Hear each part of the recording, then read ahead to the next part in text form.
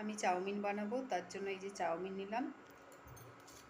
আর এই যে আমি কেটে নিয়েছি এই যে আলু, পেঁয়াজ, গাজর, ক্যাপসিকাম, কটা লঙ্কা, আর এইটা ওপরে দেওয়ার জন্য শসা, আর এই যে পেঁয়াজ কুচি, এই যে কটা সয়াবিন বড়ি।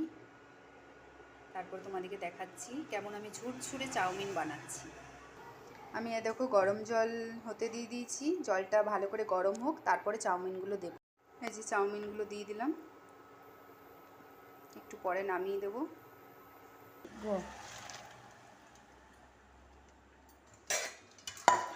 ইয়ে করে নিলাম, এবার ঠান্ডা জল দিয়ে ধুয়ে নেব।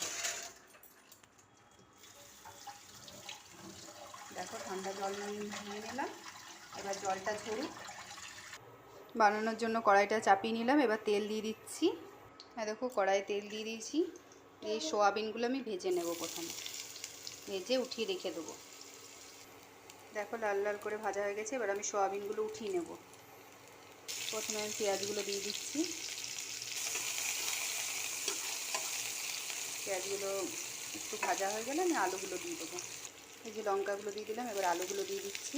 গাজরগুলো দিয়ে দিলাম, ক্যাপসিকামগুলো দিয়ে দিলাম। এই যে নুন দিয়ে দিলাম। এবার আমি 2 মিনিটের জন্য ঢাকা দিয়ে দিলাম।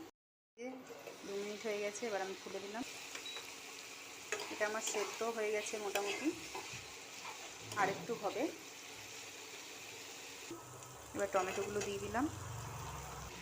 এই যে ভাজা হয়ে গেছে, এবার আমি ডিমটা ভেজে নেব। একটা ডিম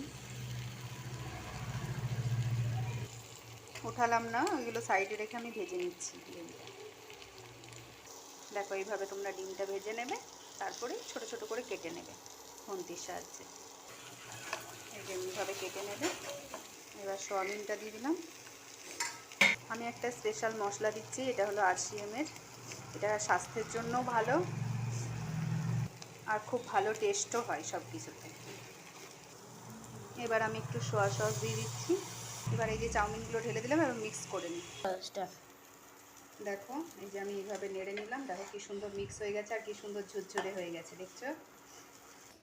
দেখো আমার চাউমিন রেডি। কেমন হয়েছে জানিও তোমরা কমেন্ট করে। আজকের ভিডিও এই পর্যন্তই, বাই।